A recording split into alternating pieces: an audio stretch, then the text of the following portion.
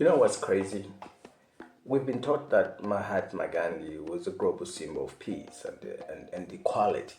But today, nobody really talks about who he was before the legend, especially his views about black people in South Africa. And once you hear this, you can't unhear it. So let's rewind a bit and focus. Gandhi wasn't born a saint. He was born in 1869 in Porbandar, India, into a relatively comfortable middle-class family.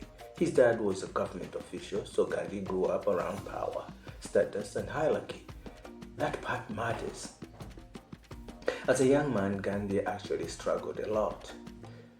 He was shy, insecure, and desperate to be taken seriously.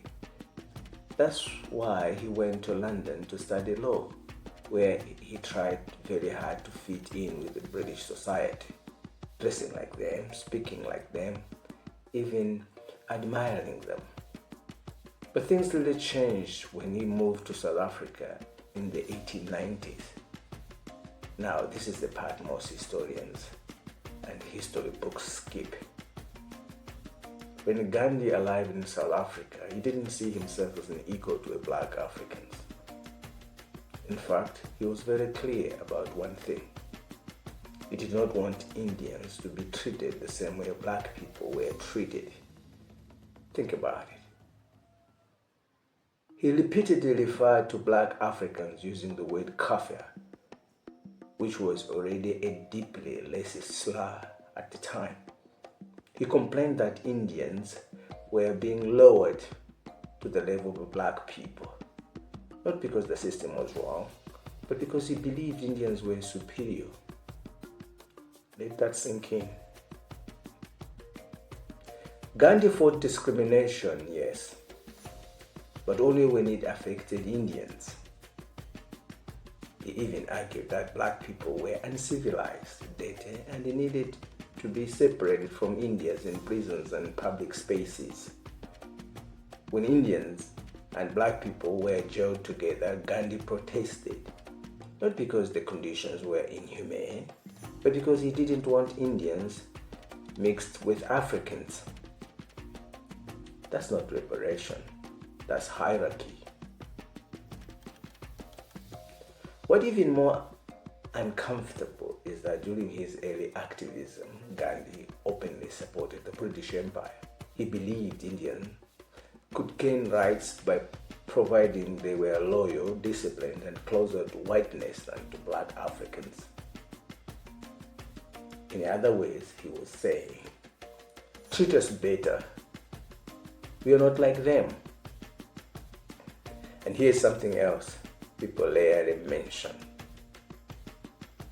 Gandhi's philosophy didn't start as non-violence for everyone. It evolved much later after years of political failure, personal reflection, and shifting circumstances.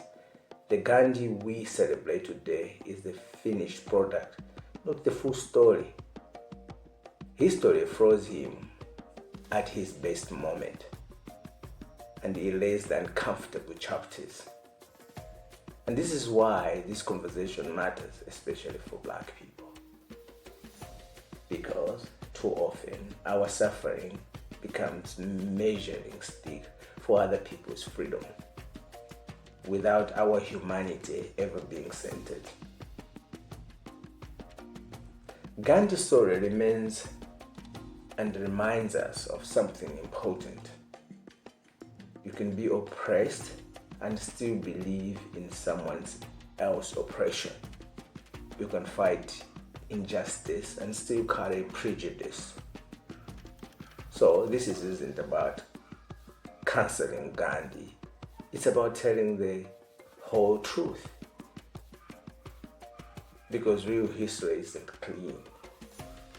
Real heroes are complicated. And real freedom means refusing to erase black pain just to protect global icons.